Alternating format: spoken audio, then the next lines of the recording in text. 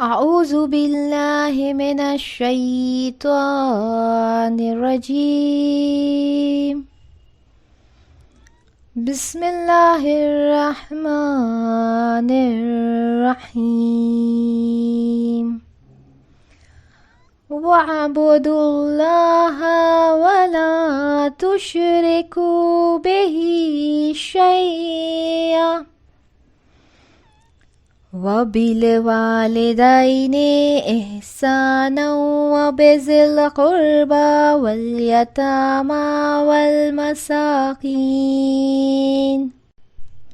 والجار ذي القربى والجار الجنوب والصاحب بالجنب وابن السبيل وما ملكت أيمانكم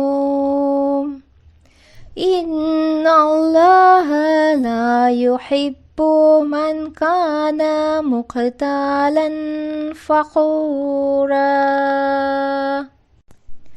પનાહ માંગુ છું અલ્લાહ પાસે શૈતાને રજીમના વસવસાથી.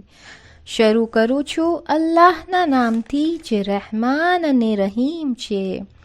અને અલ્લાહની જ ઇબાદત કરો તથા કોઈ પણ વસ્તુને તેની બરાબરીની ઠરાવો નહીં, તથા માતા પિતા સાથે ભલાઈથી વર્તો, તથા નજદીકના સગા વહાલા તથા યતીમો તથા મિસ્કીનો તથા પાડોશી કુટુંબીઓ તથા નજદીકના અને દૂરના પાડોશીઓ અને બાજુમાં બેસનારા મિત્રો તથા મુસાફરો તથા કનીઝો અને ગુલામો સાથે પણ ભલાઈથી વર્તો. બેશક જેઓ અભિમાની અને બડાઈ કરનારા હોય છે તેમને અલ્લાહ દોસ્ત રાખતો નથી. આ આયતની તફસીરમાં ઇમામ સ્વાદિક અલૈહિસ્સલામ ફરમાવે છે કે વાલિદૈનથી મુરાદ રસૂલે ખુદા સલ્લલ્લાહુ અલૈહિ વસલ્લમ અને ઇમામ અલી અલૈહિસ્સલામ છે, અને નજદીકના સગા વહાલાથી મુરાદ ઇમામ હસન અલૈહિસ્સલામ અને ઇમામ હુસૈન અલૈહિસ્સલામ છે. قُلْنَا يَا نَارُ كُونِي بَرْدًا وَسَلَامًا عَلَى إِبْرَاهِيمَ. અને તેઓએ કહ્યું કે એ આગ તો ઇબ્રાહીમ અલૈહિસ્સલામ માટે ઠંડી અને સલામતી આપનારી થઈ જા. આ આયતની તફસીરમાં રસૂલે ખુદા સલ્લલ્લાહુ અલૈહિ વસલ્લમ ફરમાવે છે કે એ મારા ફરઝંદ, તમે એક દિવસ ઇરાક જાશો, ત્યાં તમને કત્લ કરવામાં આવશે. એક ગ્રુપ તમારી સાથે હશે અને તેમને પણ કત્લ કરવામાં આવશે. અને પછી તેમણે આ આયતને તિલાવત કરી અને કહ્યું કે જંગ તમારી માટે મહેફૂઝ થઈ જશે. પછી ઇમામ હુસૈન અલૈહિસ્સલામે ખુશખબરી આપી અને કહ્યું, ખુદાની કસમ, તેઓ આપણને કત્લ કરે તો આપણે રસૂલે ખુદા સલ્લલ્લાહુ અલૈહિ વસલ્લમની સાથે શામિલ થઈ જશું. વઇઝલ મૌઉદતુ સુઇલત બિઅય્યિ ઝંબિન કુતિલત. અને જ્યારે જીવતી દાટેલી છોકરીઓને સવાલ કરવામાં આવશે કે તેઓ કયા અપરાધસર મારી નખાઈ હતી.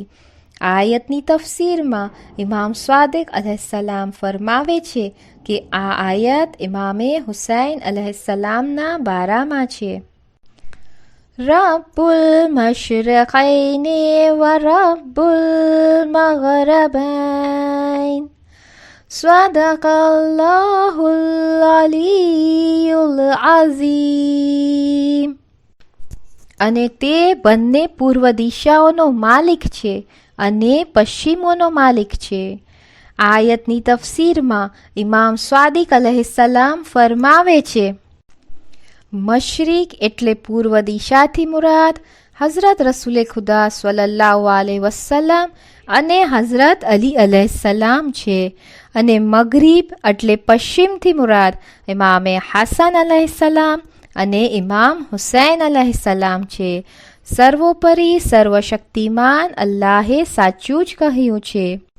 ان اللہ و ملائکتہ یصلون علی النبی یا ایہا الذین آمنوا صلوا علیہ وسلموا تسلیما اللہم صل علی محمد وآل محمد وعجل فرجہم.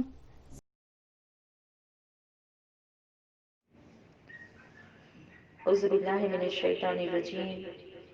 بسم اللہ الرحمن الرحیم. صلی اللہ علیہ یا ولی العصر ادرکنا. رب اشرح لی صدری ویسر لی امری واحلل عقدۃ من لسانی یفقهوا قولی. ازہرانی مظلوم کربلا، السلام علیکم ورحمۃ اللہ وبرکاتہ. ہائے میرے عباس، ہائے میرے عباس، ہائے میرے عباس، ہائے میرے عباس. جب ودا سر سے چھینی میں صدا دیتی رہی، تو نہ آیا غازی. جب ودا سر سے چھینی میں صدا دیتی رہی، تو نہ آیا غازی. آل عمران کہاں اور زندان کہاں، ارے بہن قید ہوئی، تو نہ آیا غازی. جب ودا سر سے چھینی میں صدا دیتی رہی، تو نہ آیا غازی. ہم کو پانی نہ ملے تیری خوشبو تو رہے، تیرے بازو نہ کٹے، چاہے مشکیزہ چھدے، ارے مگر ہو نہ سکا تیرے بازو ہے جدا، تجھ پہ ہے تشنہ لبی، تو نہ آیا غازی. جب ودا سر سے چھینی میں صدا دیتی رہی، تو نہ آیا غازی. دھوپ میں تو تھا شجر، تجھ سے آباد تھا گھر،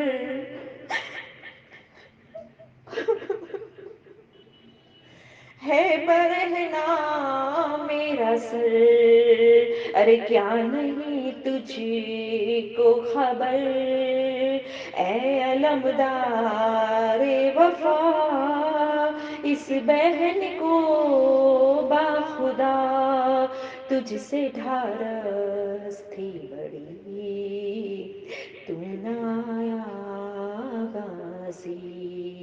جب ودا سر سے چھینی میں صدا دیتی رہی، تو نہ آیا غازی. آ گئی شام علم، لٹ گئے اہل حرم، ارے ریت پر جلتی ہوئی ہو گیا ٹھنڈا علم، پرسہ دینے کے لیے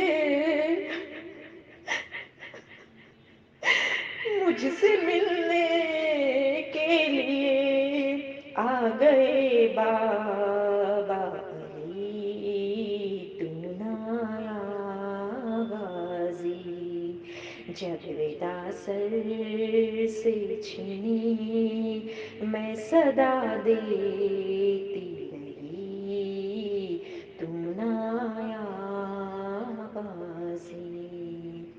અઝાદાર મઝલૂમ કરબલા સખ્ત અય્યામ ચાલી રહ્યા છે. અહેલે હરમ પર બાદ શહાદત ઇમામ હુસૈન અલ ઇસ્લામ ખૂબ જ મુસીબતો પડી. ક્યાં કહું શેર મેરે બેરિદા હમકો લીએ, અરે મુસલમાન સારે શહેર દર શહેર ફિરે, खिलकते कूफा कभी खिलकते शाम कभी बारहा हम पे हंसी तू नाया गाजी, अरे इतनी बेबास थी बहन ऐ शहनशाह वफा, नाम ले ले के मेरा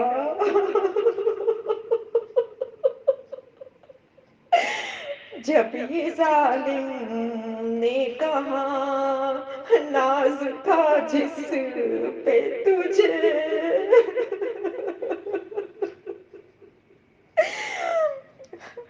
या साहिब समा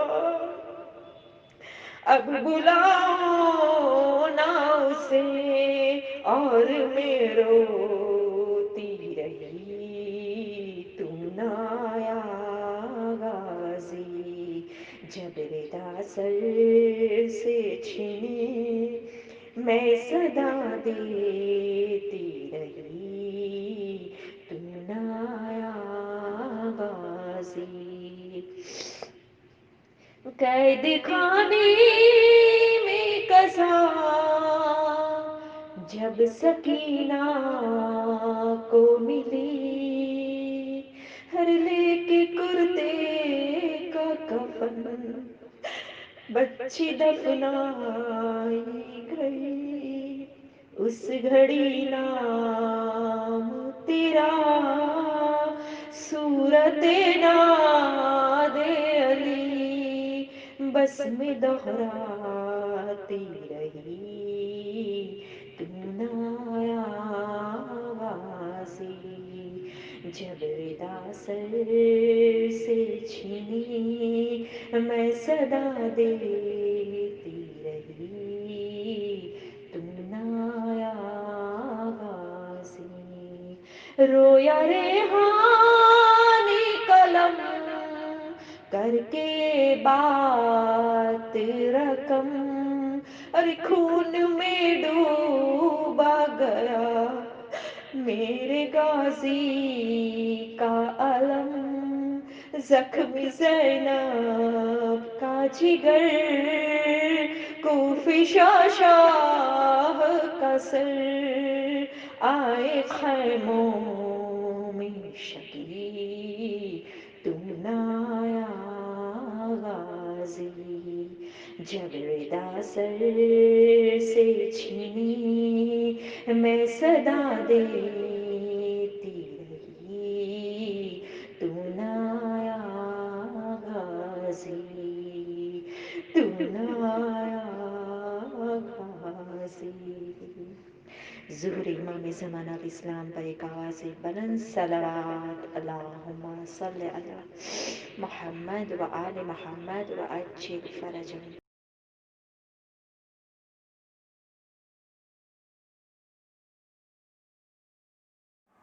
أعوذ بالله من الشيطان اللعين الرجيم بسم الله الرحمن الرحيم الحمد لله الذي هدانا لهذا وما كنا لنهتدي لولا أن هدانا الله لقد جاءت رسل ربنا بالحق الحمد لله رب العالمين والصلاة والسلام على سيدنا ونبينا وشفينا بالقاسم محمد اللهم صل على محمد وآل محمد وجه وآلہ الطیبین الطاہرین المعصومین سیما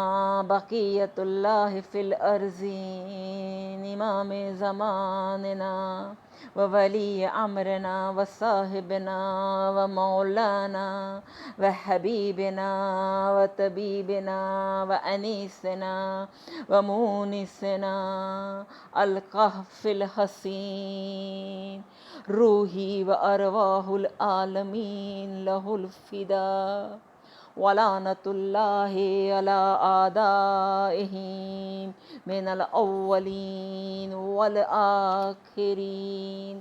دعا امام زمان علیہ السلام۔ بسم اللہ الرحمن الرحیم۔ اللہم قل ولیک الحجۃ ابن الحسن صلواتک علیہ وعلی آبائہ فی ہذہ الساعة وفی کل ساعة ولیاً وحافظاً وقائداً وناصراً ودلیلاً وعینا حتی تسکنہ ارضک طوعاً وتمتعوا فیہا طویلا۔ اللہم صل علی محمد وآل محمد وجل۔ بسم اللہ الرحمن الرحیم۔ رب اشرح لی صدری ویسر لی امری واحلل عقدۃ من لسانی یفقہوا قولی۔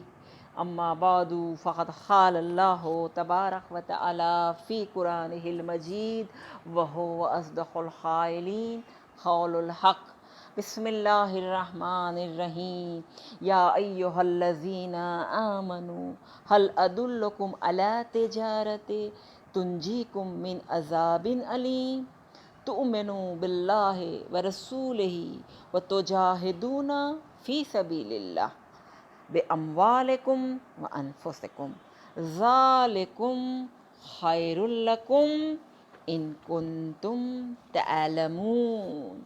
خداوند تعالی قرآن مجید میں ارشاد فرما رہا ہے، یا ایہا الذین آمنوا، اے ایمان لانے والو۔ یہاں اللہ مخاطب ہو رہا ہے ایمان والوں سے۔ حل ادلکم علی تجارت تنجیکم من عذاب علیم، کیا میں تمہیں ایسی تجارت بتا دوں جو تمہیں دردناک عذاب سے بچا لے؟ پھر آگے آیت، تؤمنون باللہ ورسولہ وتجاہدون فی سبیل اللہ باموالکم وانفسکم۔ تو اللہ تعالیٰ پر ایمان لاؤ اور اس کے رسول پر ایمان لاؤ، اور اللہ کی راہ میں اپنے مال اور جہاد سے، اپنے مال اور اپنے نفس سے، اپنی جان سے جہاد کرو، یہی تمہارے لیے بہتر ہے اگر تم جان لو، اگر تم سمجھ لو۔ تمام تعریف اس خدائے بزرگ بالا تر کی جس نے انسان کو خلق کیا، جس نے دنیا میں بھیجا اور دنیاوی زندگی کو آخرت کو سنوارنے کا ذریعہ بنایا، اور یہ مقصد کہ یہ ہم اپنی آخرت کو سنوار سکے۔ جس مقصد کے لیے اللہ نے ہمیں خلق کیا ہے وہ مقصد ہم حاصل کر سکے، اس کے لیے اللہ نے ہدایت کا انتظام بھی کیا، اور ہر زمانے کے لیے ہادیان برحق کو بھیجا تاکہ وہ لوگوں کو بتا دے، لوگوں کو آشنا کرے زندگی کے مقصد سے اور آخرت کی تیاری کے لیے آمادہ کرے۔ آئیے ہم دیکھیں، قرآن اس بات کو واضح کر رہا ہے، جی ہاں، خداوند تعالیٰ قرآن میں اس بات کو واضح کر رہا ہے کہ اے نبی، لوگوں کو بتا دیجئے کہ میں تمہیں ایسی تجارت نہ بتاؤں جو تمہیں عذاب سے نجات دلائے، اور وہ کیا ہے؟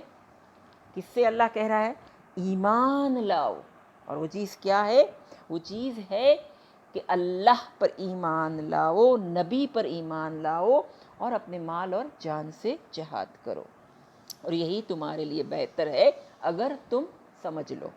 تو سب سے پہلے جس چیز کی طرف ہمیں متوجہ کیا گیا ہے اس آیت میں، جو اشارہ کیا گیا ہے، وہ ہے اللہ پہ ایمان لاؤ۔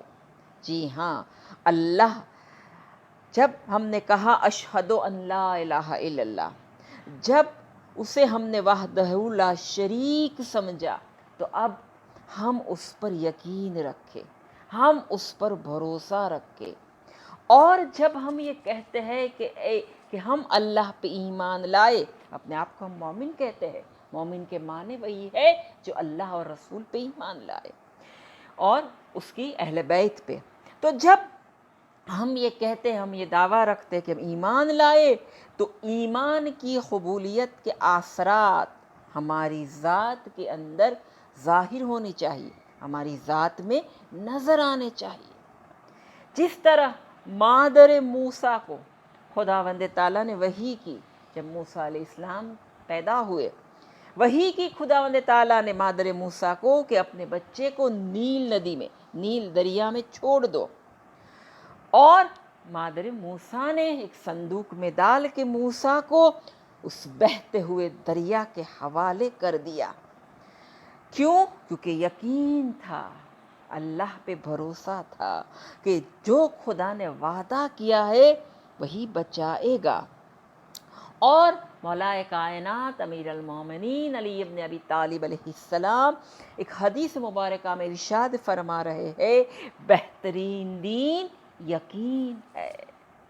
تو انسان کو اور یقین ہونا چاہیے، خدا پہ بھروسہ ہونا چاہیے، اور انسان کا یقین اس وقت ظاہر ہوتا ہے، پتہ کب چلتا ہے؟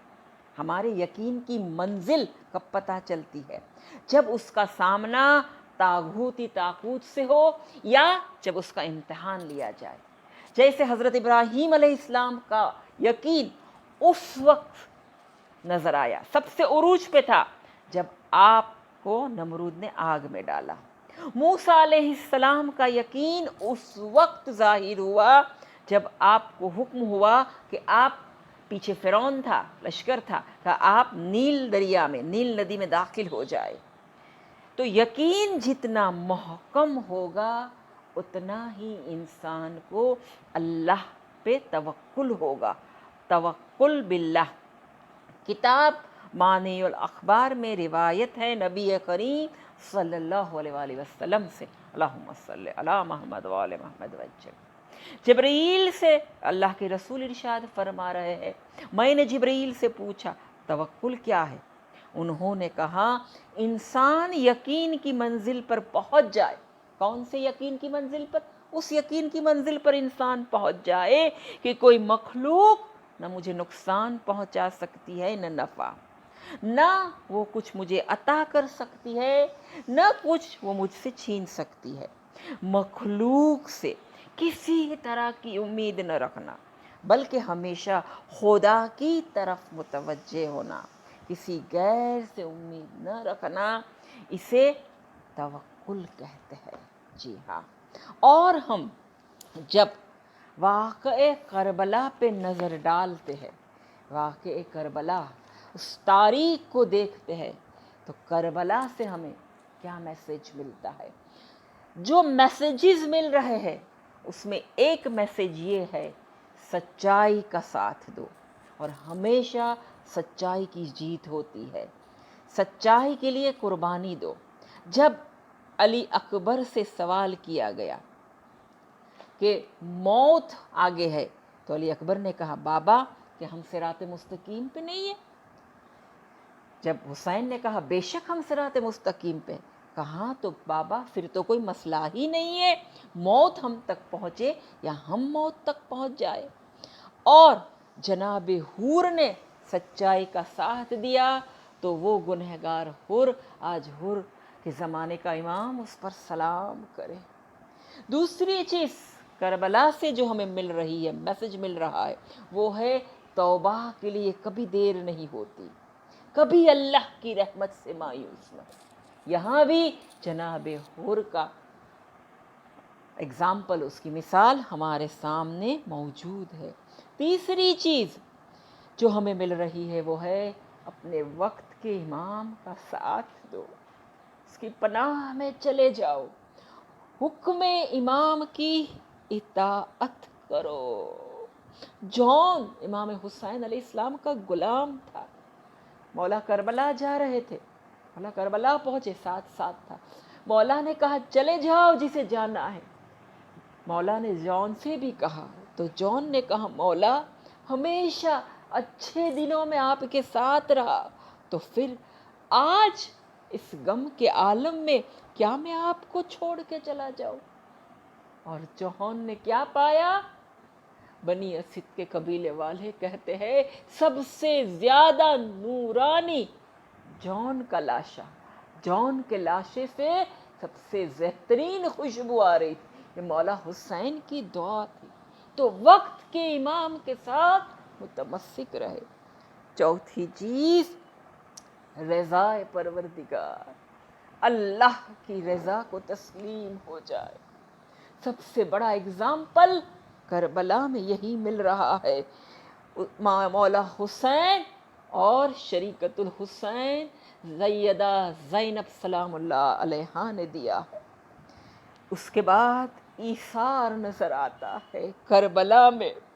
ہاں، سب سے بڑا ایثار کا نمونہ مولا عباس نے پیش کیا. مولا کے ہاتھوں میں پانی آ گیا لیکن لبوں تک عباس اسے نہیں لے گئے. دین کے لیے اس کے بعد دین کے لیے قربانی دو، دین کے لیے دفاع کرو، صبر کرو، دین کے لیے صبر کرو. مولا کہتے ہیں جس نے صبر کی سمجھ لو اس نے کامیابی حاصل کر لی. امر بالمعروف اور عورتوں کی شرکت. جی ہاں، عورتوں کا پارٹیسپیشن. کربلا نہ رہتی. حسین کے مقصد کو اگر کسی نے پہنچایا ہے کامیابی تک تو وہ ہے سیدہ زینب کبریٰ اولیاء خاتون نے. اور اللہ پہ توکل، اللہ پہ بھروسہ، اللہ پہ ایمان. مولا حسین عصر عاشوراء بیویوں کو اللہ بھروسے، اللہ پہ یقین. تبھی تو مولا غربت کے عالم میں اپنے کنبے کو اللہ کی راہ میں جہاد کے لیے آگے بڑھ گئے. جی ہاں، اور جب امام حسین علیہ السلام اپنی بہن سے ملنے کے لیے مولا جب پہنچے آخری رخصتی کے لیے، حسین نے دیکھا کہ بہن بہت زیادہ بے چین دیکھا. تو اس وقت مولا حسین نے سورہ طلاق کی اس آیت کی تلاوت کی. بسم اللہ الرحمن الرحیم. وَمَن يَتَّقِ اللَّهَ يَجْعَل لَّهُ مَخْرَجًا وَيَرْزُقْهُ مِنْ حَيْثُ لَا يَحْتَسِبُ وَمَن يَتَوَكَّلْ عَلَى اللَّهِ فَهُوَ حَسْبُهُ إِنَّ اللَّهَ بالغ أَمْرِهِ قَدْ جَعَلَ اللَّهُ لِكُلِّ شَيْءٍ قَدْرًا. جی ہاں، وَمَن يَتَّقِ اللَّهَ يَجْعَل لَّهُ مَخْرَجًا، یعنی جو شخص اللہ سے ڈرے گا اللہ اس کے لیے نجات کا راستہ نکالے گا اور اسے ایسی جگہ سے رزق عطا کرے گا جہاں اس نے گمان بھی نہ کیا ہو. اور جو کوئی وَمَن يَتَوَكَّلْ عَلَى اللَّهِ فَهُوَ حَسْبُهُ، جو کوئی اللہ پہ بھروسہ رکھے گا تو بس وہ اس کے لیے کافی ہے. جی ہاں، اس کے بعد جناب زینب اولیاء خاتون اس آیت کے ذریعے مولا حسین نے اپنی بہن کو قوت اور ہمت دی، جس کا نتیجہ آج ہمارے سامنے ہم دیکھ رہے ہیں کہ کس طرح شہزادی کونین نے اس مصیبت کا ساتھ دیا. زینب کون ہے؟ سیدہ زینب کبریٰ سلام اللہ علیہا وہ ہے جس نے 7 معصوم کا ساتھ دیکھا. جی ہاں، اور زینب یعنی کربلا سے مدینے تک دین محمدی کو حیات کرنے والی اور ایسی باعزت خاتون جو گفتار میں صاحب نہج البلاغہ حضرت علی علیہ السلام کی تصویر تھی تو کردار میں شہزادی کونین جناب فاطمہ الزہرا سلام اللہ علیہا کا आईना थी। सलवात पढ़े, अल्लाहुम्मा सल्ले अला मोहम्मद वाले मोहम्मद वज्जिल। एहसान है उस बीबी का, जी हाँ, ज़ैनब का एहसान है इस कायनात पे कि ज़ैनब ने करबला को, दीन को लोगों तक पहुंचाया। एहसान है शहजादी का कि जिसने इमामत की हिफाजत की, जिसने मुसलमानों को बचाया है। इमामत की दफ़ा करने वाली, दीन की दिफा करने वाली, दीन की हिफाजत करने वाली इस बीबी का एहसान है। और हमारे लाखों सलाम उस बीबी के। जनाब ज़ैनब की शुजाअत का क्या कहना। ये हकीकी में ज़ैनब थी, यानी बाप की जीनत थी। जी हाँ, ज़ैनब इस मानों में बाप की जीनत थी, शुजाअत में, फसाहत में, बलागत में, विलायत में, इबादत में अपने बाप की जीनत थी। हाँ, शहजादी विलायत तकवीनी रखती थी। जी हाँ, विलायत तकवीनी है शहजादी। ज़ैनब का मकाम है, बेशक मकाम है आपका सबसे बड़ा, रसूल की नवासी है, अली और फातिमा की बेटी है, हसन और हुसैन की बहन है, लेकिन खुद वो एक ओहदा रखती है, एक मकाम रखती है जनाब ज़ैनब। सिर्फ, जी हाँ, अबू तालिब की पोती है, जनाब खदीजा की नवासी है, लेकिन अपने आप में वो एक जिम्मेदारी रखती थी बीबी।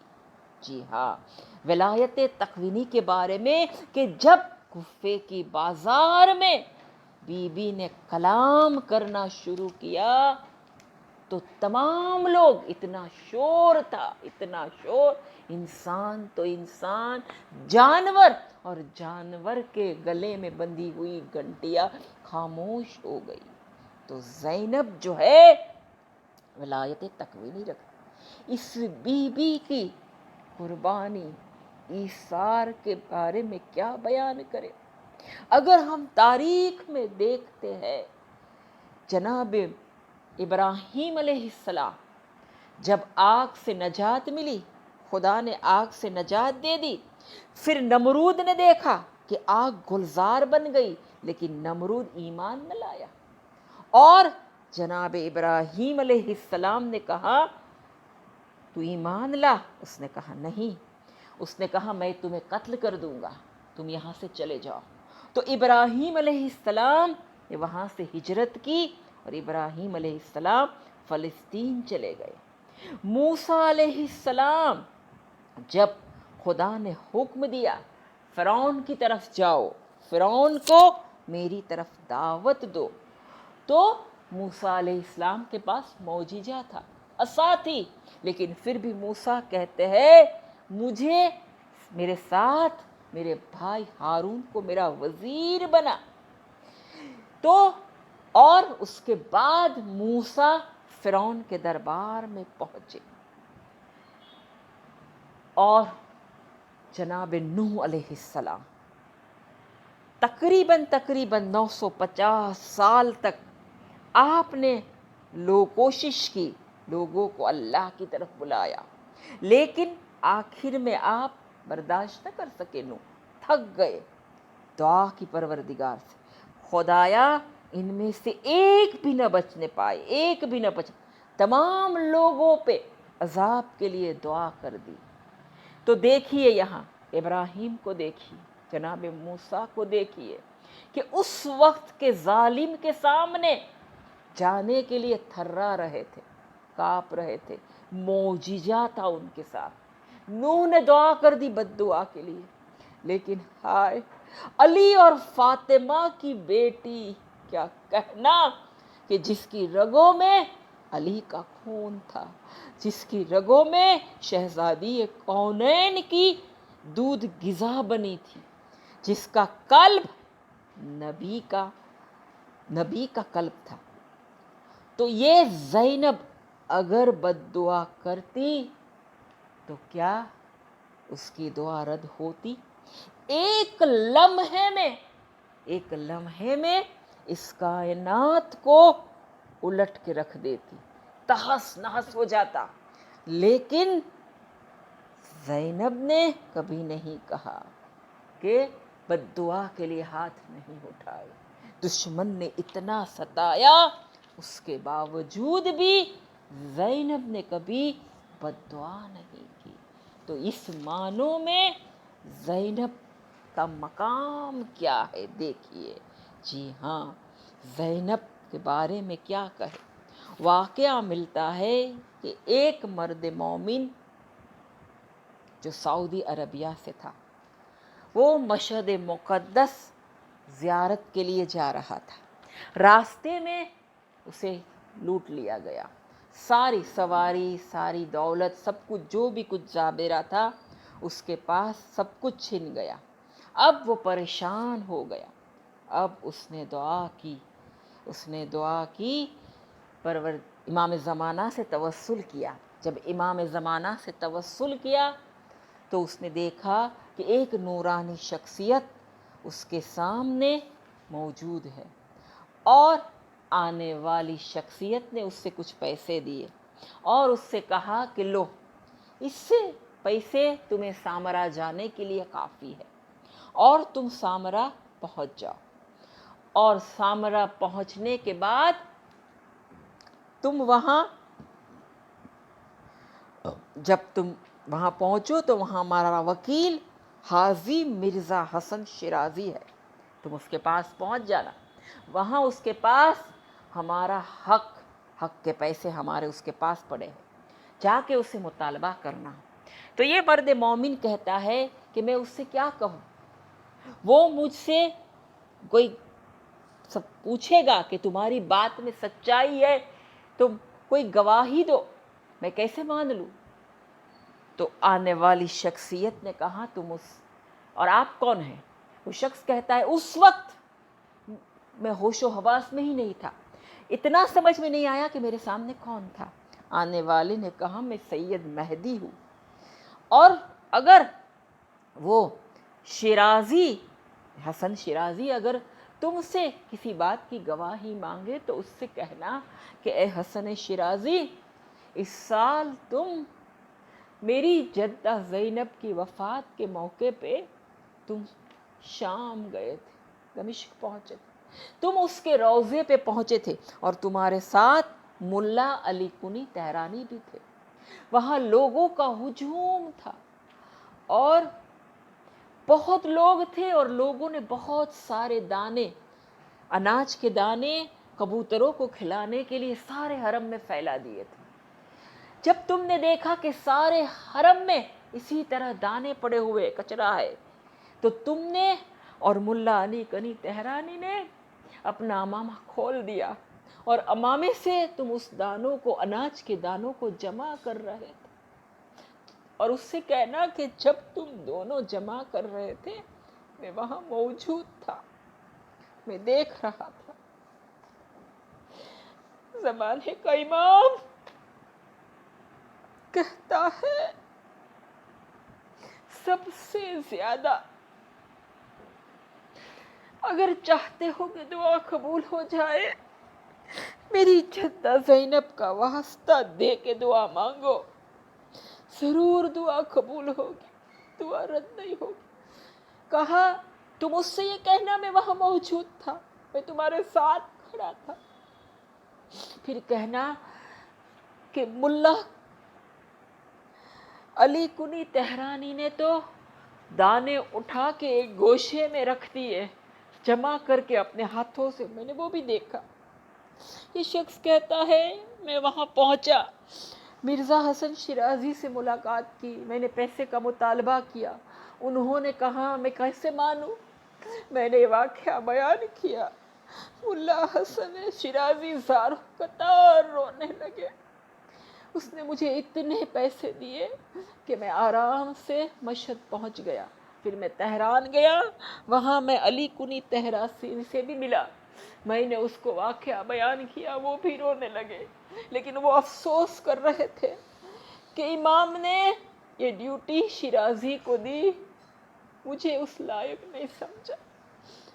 ہاں زادارو، زینب اولیا خاتون کیا بیان کرے، اس بی بی کی زندگی سے سب سے بڑی چیز بی بی نے جو درس دیا ہے نا، وہ یہ ہے کہ کبھی بھی کیسے بھی حالات ہو جائے، کبھی اپنے آپ کو تنہا نہ سمجھو، خدا ہمیشہ ہمارے ساتھ ہے۔ جی ہاں، جب خیموں میں آگ لگی شام غریبہ، زینب کو ہر امام نے کہا ہے عالمہ غیر معلمہ، یعنی یہ وہ بی بی ہے کہ جس نے کسی سے علم نہیں لیا، یعنی اسے خدا نے علم دیا ہے، عالمہ غیر معلمہ۔ عالمہ غیر معلمہ ہونے کے باوجود امام سجاد سے مسئلہ پوچھتی ہے۔ یہ وہ زینب ہے کہ جس نے کوفے کی عورتوں کو درس دیا تھا، قرآن سکھایا تھا، لیکن اس وقت اور کیسا عالم تھا، سوچے صبح سے شام تک 72 لاشیں دیکھے، اپنے بیٹوں کا داغ اٹھایا، بھائی بھتیجے بھانجوں کو دیکھا، لیکن شریعت دین کہ جب خیموں میں آگ لگی تو سوال کرتی ہے زینب سید سجاد سے کہ ہم کیا کریں۔ یہاں وہ بی بی ہمیں درس دے رہی ہے کہ وقت کے امام کی اطاعت کرو اور ہر حال میں شریعت پہ عمل ضروری ہے۔ جی ہاں، ہر حال میں شریعت پہ عمل ضروری ہے۔ امام سجاد فرماتے ہیں میں نے اپنی پھوپھی کو جلتے ہوئے خیموں کی کناتوں کے پاس شام غریبہ نماز شب پڑھتے ہوئے دیکھا۔ ایسے خراب عالم میں بھی اللہ پہ توکل، یہ کردار علی کی بیٹی کا کردار، یہ جگر گوش بطول کا کردار ہے۔ یہ ہمارے لیے بہت بڑا درس ہے کہ اللہ پہ یقین اور توکل ہونا چاہیے۔ جی ہاں، یہ وہ زینب ہے کہ جس نے 1,24,000 انبیاؤں کی جو محنت تھی، جسے حسین نے اپنی قربانی دے کے بچایا تھا، اس قربانی اس حسین کے ذات کو بچایا ہے کہ وہ سید سجاد اور جناب زینب نے بچایا۔ عزادارو، شہزادی زینب کا علی کی بیٹی کا اقتدار تو دیکھیے کیا اقتدار تھا، محل یزید کا تھا، لیکن فرش عزا جو تھی، فرش عزا زینب کی تھی۔ ہاں عزادارو، واقعی میں جب بی بی شام پہنچی، شام میں جب آپ کو یزید کے دربار میں، یزید کے سامنے کھڑا رکھا گیا، اور بی بی نے صرف شام میں خطبہ نہیں دیا ہے، اس کے پہلے آپ کوفے کے دربار میں بھی عبید اللہ ابن زیاد سے بھی آپ نے کلام کیا، اور جس کی فصاحت و بلاغت کو سن کر زمانہ امیر المومنین علیہ السلام کا جو ایک صحابی تھا جو نابینا تھا، وہ لوگوں سے جب اس نے سنا جناب زینب کا خطبہ کوفے میں، لوگوں سے پوچھنے لگا کہ کیا علی کے لہجے میں یہ کون بات کر رہا ہے، کیا علی آ گئے؟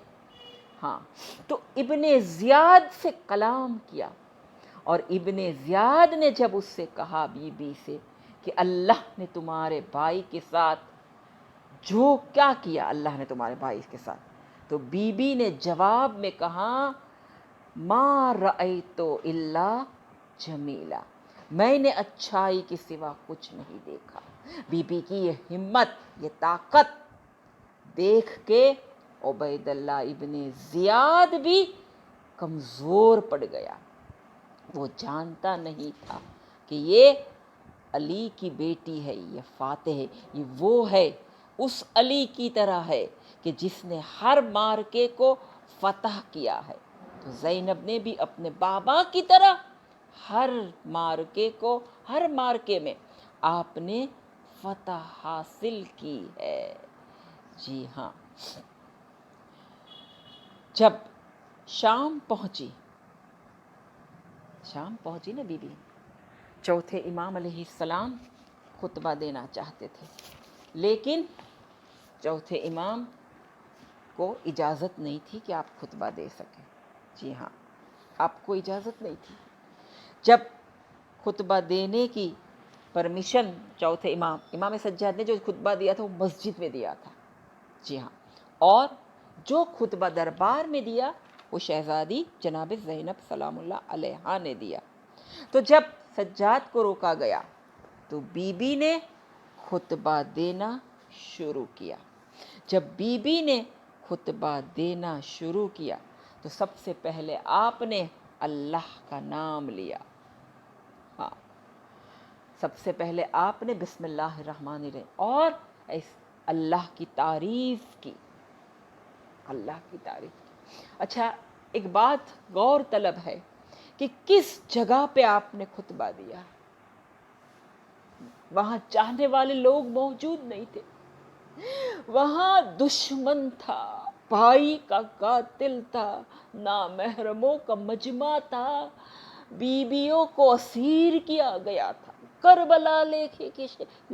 کربلا سے شام تک کتنے ظلم ڈھائے گئے، بھوک پیاس اسیری، ایسے عالم میں بی بی نے وہ خطبہ دیا، اور جس کے لیے اللہ کا رسول ارشاد فرما رہا ہے سب سے بڑا جہاد یہ ہے کہ ظالم و جابر کے سامنے کلمہ حق کو بیان کرنا۔ سب سے بڑا جہاد اکبر ہے۔ تلوار سے جہاد کرنے کو اللہ کے رسول نے جہاد اصغر کہا، اور ظالم کے سامنے حق بیان کرنے کو جہاد اکبر کیا۔ تو بی بی زینب نے جہاد اکبر کیا۔ جی ہاں، دربار یزید کا ہے، اور بی بی بھوکھی ہے، پیاسی ہے، دشمنوں کا مجمع ہے، وہاں آپ نے اللہ کی حمد و ثنا کی، شکر پروردگار کیا، کہا خدا نے ہمیں اس لائق سمجھا کہ اللہ ہم سے یہ امتحان لے۔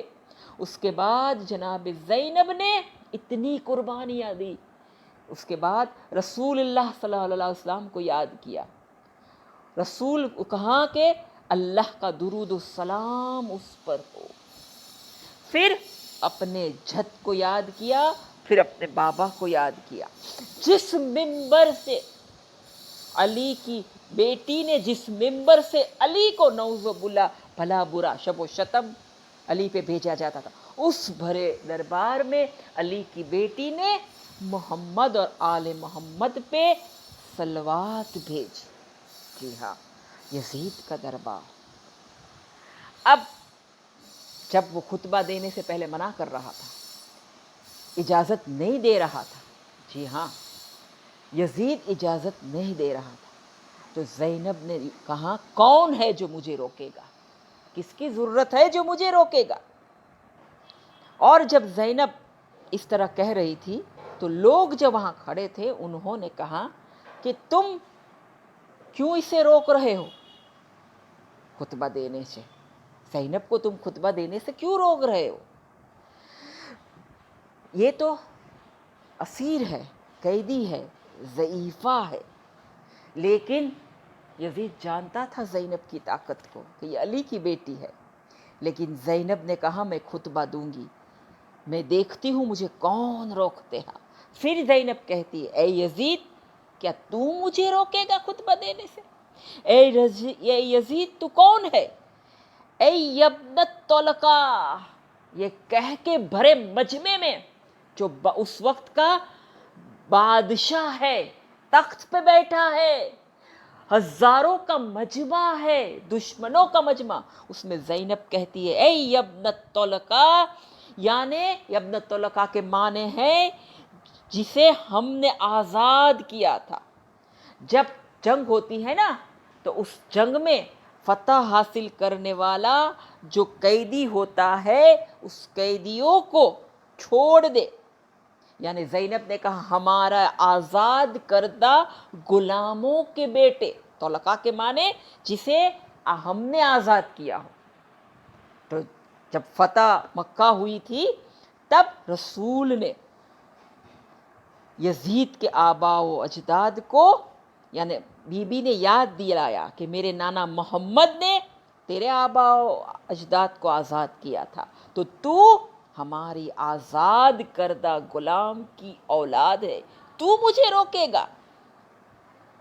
اب ہمت نہیں ہے یزید میں کچھ کہنے کی. اب بی بی نے خطبہ دیا، رسول کی اللہ کی تعریف کی، رسول کی تعریف کی، اپنے بابا کو پہچنوایا. اور پھر زینب نے کہا تو یہ سمجھ رہا ہے کہ تو ہمارے ذکر کو مٹا دیں گا، لیکن یاد رکھ ہمارا ذکر کبھی نہیں مٹ سکتا ہے. ہاں، تو سمجھتا ہے کہ تو نے ہم پر ظلم کیا، تو سمجھتا ہے تو نے ہم پر ظلم کیا اور تو نے ہمیں در بدر شہر بشہر پھرایا، تو سمجھتا ہے تو نے عزت حاصل کر لی. نہیں، تیرے پاس کوئی عزت نہیں ہے، کوئی عزت نہیں ہے. ہاں، بلکہ تو رسوا ہوگا، ایک دن یہی شام ہوگا. سچ میں ایسا ہی ہوا. بی بی نے 1400 سال پہلے کیا، پہلے اس یزید سے کہا تو ہمارے ذکر کو کبھی نہیں مٹا سکتا. اور آج دیکھیے دمشق میں ہم جاتے ہیں، یزید کا کہیں نام و نشان نہیں ہے، لیکن سب جگہ دمشق میں یہ بورڈنگز لگے ہیں، سیدہ زینب، سیدہ زینب کا حرم یہاں ہے، اور یزید کی قبر کا نام و نشان نہیں ہے. بی بی نے کہا میں رسول کی نواسی ہوں. اپنے آپ کو پہچنوایا، حسین کو پہچنوایا. اب تک حسین کو یزید نے باغی کہا تھا، اب لوگ سمجھ گئے، اب لوگوں میں انقلاب پیدا ہونے لگا. تو ایک مرتبہ یزید نے حکم دیا کہ اس بی بی کو قتل کیا جائے. جلاد کو حکم دیا گیا کہ زینب کو قتل کیا جائے. زینب، جب جلاد آگے بڑھا زینب کو قتل کرنے کے لیے، یاد آ گیا فضا کو کہ شہزادی فاطمہ نے وصیت کی تھی، بچے مجھے سونپے تھے. ایک مرتبہ فضا آگے بڑھتی ہے، فضا کہتی ہے خبردار اگر میری شہزادی کو کسی نے ہاتھ بھی لگایا میں زندہ ہوں. یزید کہتا ہے تو پہلے فضا کو قتل کر دو. جب فضا کو قتل کرنے کا حکم دیا گیا، فضا دربار سے مخاطب ہوئی. دربار میں حبش کے 200 سردار موجود تھے. جب انہوں نے دیکھا کہ ہمارے ملک کی رہنے والی ایک عورت کو قتل کا حکم دیا گیا، اس حبش کے 200 سرداروں نے تلوار نکالی. خبردار، خبردار اگر کسی نے ضرورت کی اسے قتل کرنے کی. اب یزید خاموش ہو گیا. ایک مرتبہ زینب مدینے کا رخ کرتی ہے. زینب کہتی ہے نانا، ایک کنیز کی حمایت کے لیے 200 تلوار. نانا تیری نواسی کی حمایت کرنے والا کوئی نہیں، تیری نواسی کی مدد کرنے والا کوئی نہیں. لعنت اللہ علی قوم الظالمین. پروردگارا تیری آخری حجت امام زمانہ علیہ السلام کے ظہور میں تعجیل فرما، جس کا ظہور جلد ہو اور خون انتقام حسین لیا جائے. ہم سب کو جلد سے جلد 14 معصومین اور شام کی بی بی سیدہ زینب کی زیارت سے مشرف فرما. ربنا تقبل منا انک انت السمیع العلیم. اللہم صلی علی محمد وآل محمد وجل فرجهم فرجا.